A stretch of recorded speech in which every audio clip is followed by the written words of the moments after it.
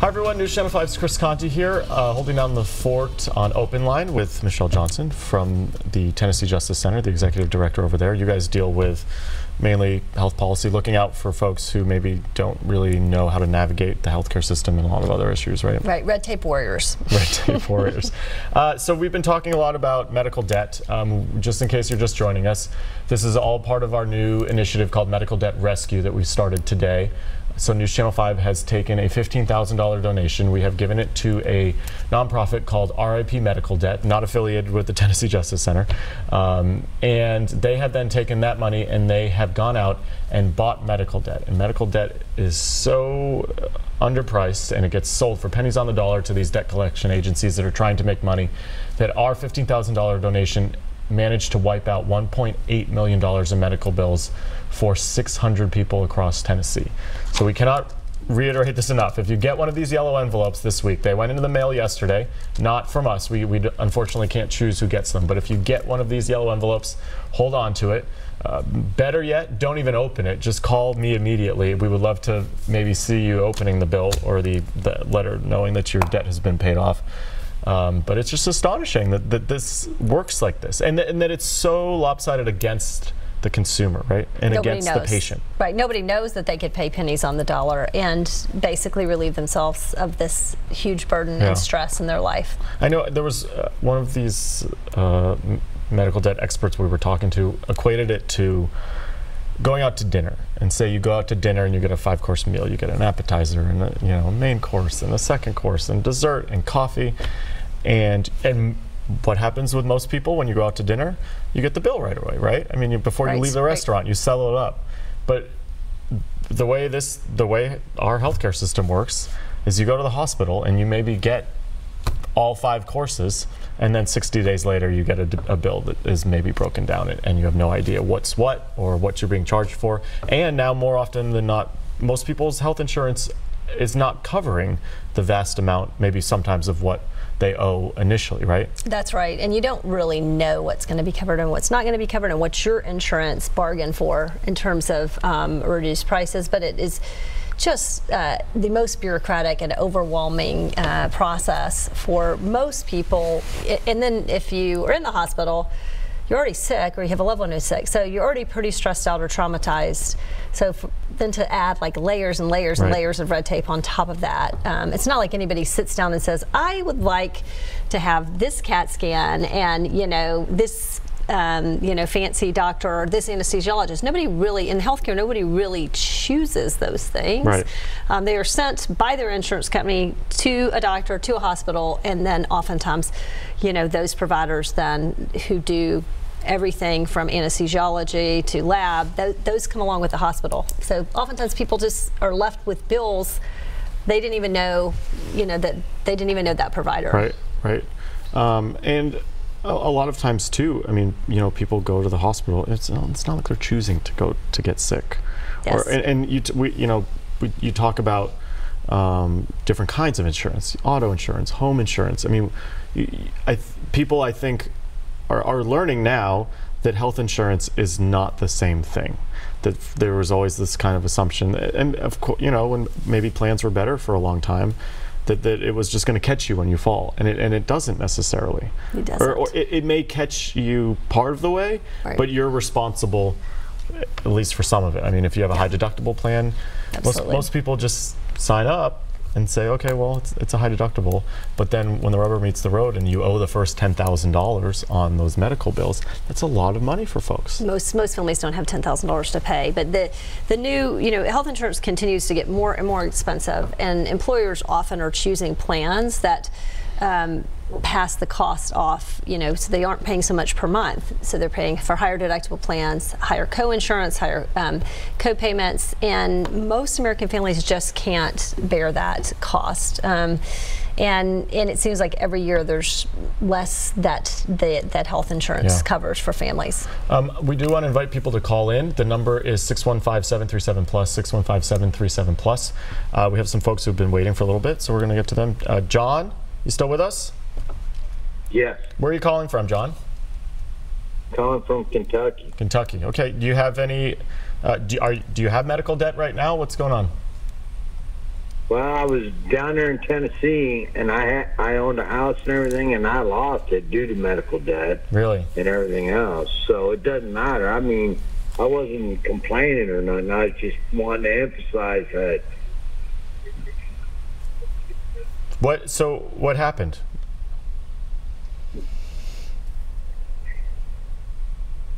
John? Oh, I apologize. I didn't realize you were still talking. It's okay. To me because what? You can mute your TV if you wouldn't mind. But I'm sorry, but here's the thing that I got is that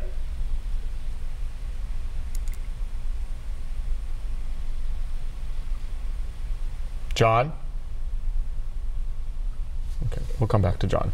I think, well, let's talk about that for a second. One thing that people don't know is that if you don't pay for medical bills, they can garnish your wages. They can also put a lien on your home. And explain to folks what that means. It means basically that if you ever were to sell your home, then the hospital or the healthcare provider gets a piece of that money. So garnishing wages means basically you don't get to take home your paycheck, because the paycheck before it gets to you goes to a medical provider who you might owe money to. So that is huge for some families, because oftentimes the money that they make is just enough to pay the bills. Yeah. And I mean, you know, some people think maybe that their home might be their safety net. That's right. And in some cases, that's not even the case. That's right. I mean, if there's a lien against your house, and you know, maybe you sell your house for $200,000, but you have $70,000 in medical bills. Right. You can't buy another home. Right. Yeah. It's crazy. I know we have James waiting for us. James, are you there? James? Yes, sir. Hey. Good evening, everybody. Where are you calling from, James? Lebanon. Lebanon. Okay. And do you have any medical debt right now? What's your experience here? Well, this goes back in time, but this goes what people have been going through for a long, long time. I'm a Yankee guy that had married a Southern gal, and so anyway, what had happened is my wife died in 2004 of colon cancer. I'm sorry to hear that. I lost my home. I took Chapter 7. My stepson went to assisted living. He was mentally troubled. And eventually, in 2008, when the economy went down, I lost my job at Whirlpool in Laverne, Tennessee. I was 59 and a half, so I couldn't draw Social Security, senior pay. Yeah. So I drew unemployment. We got less than $20,000 in severance. I busted out. Now I'm 7 years old. I have maybe $50 saved at the end of the month. Nobody's going to build me a home. Nobody's going to loan me $20 because I don't have many friends here. My parents have died. I'm here on my own. James, do you still have medical bills that you owe? No. What I'm trying to tell you is that it busted me out. Yeah. So any assistance that could come my way from Channel 5 as a loyal viewer, I would appreciate anything. And James, I will explain this to you as I've had to explain to a lot of people today. There's a possibility that you may be getting a letter in the mail, but we also unfortunately don't have any specific control over where this debt buying has gone to. So I guess what I would say is keep looking in your mailbox this week and seeing if you get one of these yellow envelopes. How was it that your medical debt cost you your home? My wife was stage 4 colon cancer, and we lost the home. I had to take Chapter 7. She couldn't pay her end of it. It took 2 adults to pay for our home and the roof over our head. And as I married a Southern gal, I had no idea, as a full-figured Southern gal, that she was sick. Yeah. And we went dancing one night. She had stomach pains, and next thing you know, they took pictures, and it was exploratory surgery, then it was death. James, did you have insurance back then? not that would cover what she had because it was stage 4. It was overwhelming, the insurance that I had at Whirlpool in Laverne, Tennessee, and they gave me a hard time missing work. Yeah. James, thank you for calling in and sharing your story. And that is sadly symptomatic amongst so many people out there, right? Absolutely, absolutely. People follow the rules, they play by the rules, they do everything they're supposed to do. And if they have the nerve to get cancer or get into a car accident or get some other illness, they lose everything because the healthcare system is broken. And folks deserve better. Yeah.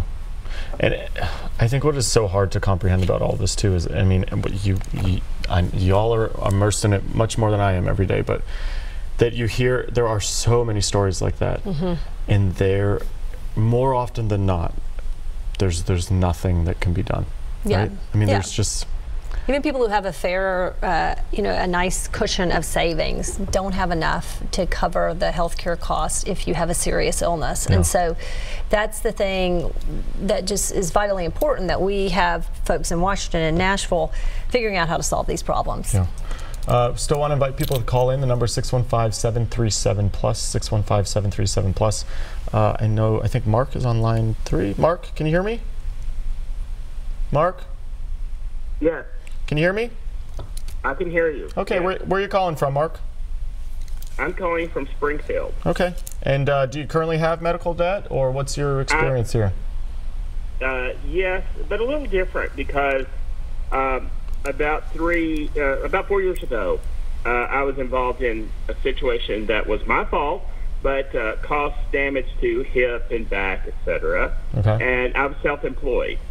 So at the time that happened, I was not medically insured, and I'm so blessed hearing these stories and knowing what people happened. I talked to somebody who suggested that I work on trying to control it, and when you're in the middle of these, like that gentleman just talked about, you often don't have a lot of people to turn to. Yeah.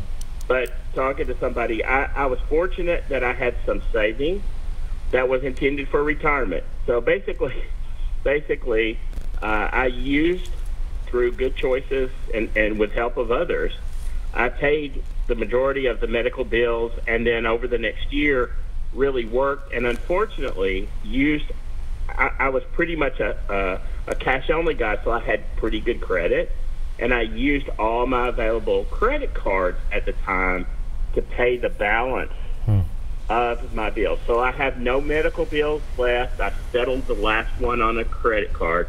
I still have about $10,000 left, but my house is paid for. Yeah. So I'm so blessed, and it's tough that folks get in a situation and don't have a choice. And to be honest with you, I thought I had everything laid out just right. Yeah.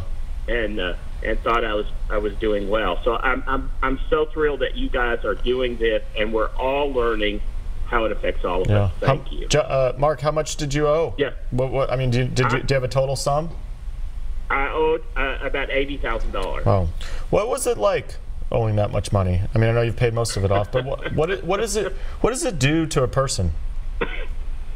Well, in the ability of not being able to work and yet being self-employed, so I'm not eligible for disability, number one. And it was pretty tough because I have a lot of family, but I really did not want to appeal to them to make them take on my debt. And so I talked with everybody I knew about how to control it. And to be honest with you, my choice was having some friends who were in medical to help me say, look, if you're going to have to pay for this, choose where you go for the treatment or for the service. So I literally scheduled my imaging at particular places as opposed to just trusting the medical folks to take care of me, which they were working to do, but I had to take a very active role, and it was very discouraging. John, let me ask you this, just as someone who has had this much debt before, when you hear that we have been able to pay off all of this debt for pennies on the dollar, so statistically your $80,000 maybe could have been paid off with $2,000 or $3,000. What do you think about that? Well, it's rather disgusting. It's discouraging knowing that's how the circumstances are. and knowing that I just didn't ask even the right questions at the time. And you're in a terrible situation. I did everything I could at the time to try to get myself back into an employment opportunity, because the debt, I was eating up my savings, and I can imagine, seriously thought I'm going to lose my house like that last gentleman. Right. And so it's very disheartening. I mean, you could easily get depressed and just go down into the doldrums of sadness, thinking, hey, what's going to happen?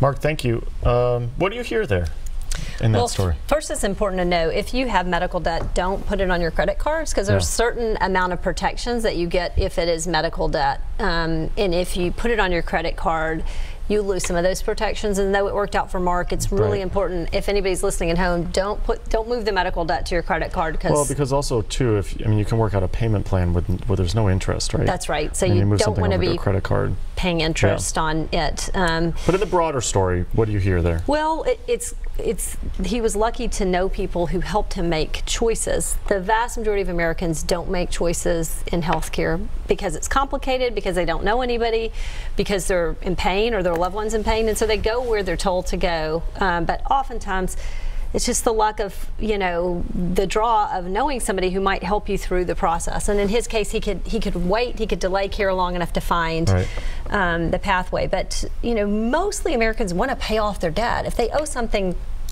they want to pay it off. They're not, people are not deadbeats. They want to make it right. It's just impossible. It's an absolutely impossible situation because of our healthcare system. Well, and that was like the gentleman Gary in that first story that we aired.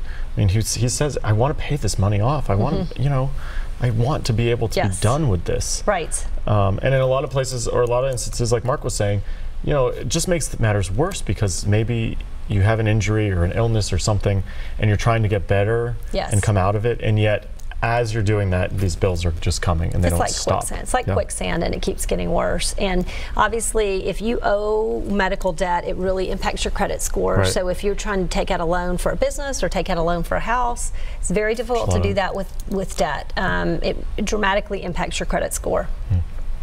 Michelle Johnson from the Tennessee Justice Center.